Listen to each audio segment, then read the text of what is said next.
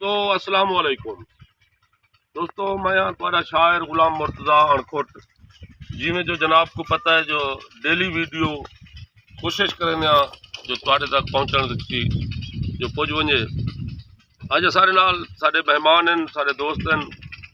Seminar 183 Cholistan तू महर मुमताज़ नहूजा साहब ते साड़ा भाई इंतहाई नौजवान ते खूबसूरत मिजाज का इंसान महर तारिक नहूजा साहब उन्होंने मुहब्बतों के एक दा एक डोढ़ा जो मेरे को जैते ढेर उम्मीदा हन तारिक साहब मेरे को जैते ढेर उम्मीदा हन वो सखना सजन अलेंदा नहीं उनके रस्ते मल वंज नित बहंदा मैंने भोलते दीद भवेंदा नहीं।